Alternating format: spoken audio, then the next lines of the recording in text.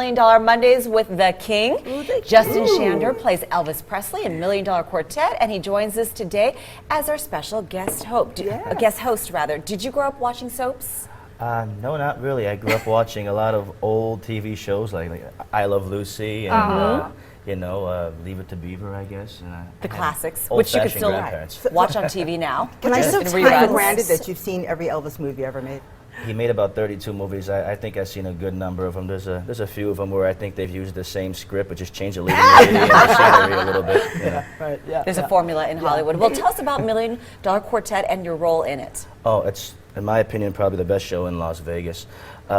It's pretty much, we tell the story of when Elvis and Jerry Lee Lewis, Johnny Cash, Carl Perkins got together just to jam together, and now we tell a story. It's a great show. It's hard to explain. You got to come see it. It's like if you're a fly on a wall at this event in 1956 in December. And Elvis, I mean, he's one of those, again, we're talking about timeless shows. He's one of those timeless people, right, in pop culture, and it's one of those things that this fascination where till this day, I mean, there is a huge fan base, and I know we had all the other guests here talking about all the different, people that make up Million Dollar Quartet, but Elvis really stands out.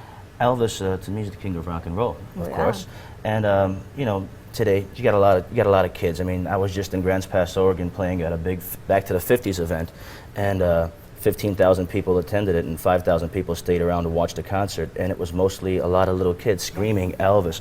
I got this from one of the fans out there, and it's great to see. My children are all Elvis fans, and they come to the shows, and I have one of them actually wanted a jumpsuit made. I got him a jumpsuit made. Which one, Skinny Elvis? Or we all love all Elvis. Yeah, right. Yeah. But yeah, he'll be around for I think another 100 years until forever. Forever. Yeah, and now he was such an electric performer, and I'm from Las Vegas, and so when I was a little kid, I thought Elvis was from Las Vegas because the Elvis persona is so huge here to this day. Well, I think he's touched every entertainer. I mean, even all the entertainers in the show. Jerry Lee Lewis, Johnny Cash. If it wasn't for Elvis, in a way, none of them really would have got where they are. He sold out the international, how many shows? It was like several hundred shows in a row, so people loved him, and there's a fascination about him, and just like with Frank Sinatra. Right. Of course, Frank I think Sinatra. It's the hair. Let's be honest, it was the hair. Yeah, that too.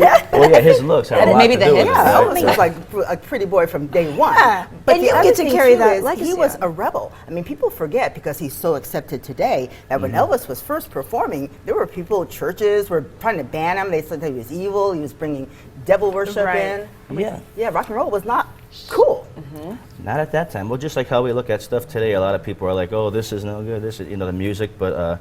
And I think in another 20, 30 years, you're going to look at it and say, it's classic. Yeah. But Elvis Presley, he was a little bit different. For his time, a white boy, to come out and sound like nobody else at that time and dance. Yeah, exactly. Shake them heads. Yeah. And the sound. I mean, when people first heard him on record, they didn't expect him to look like that. Yeah. So you're going to hang around. We're going to see you and all the cast, the Million Dollar Quartet. So thank you for hosting with us today. It's great to be here. That's nice.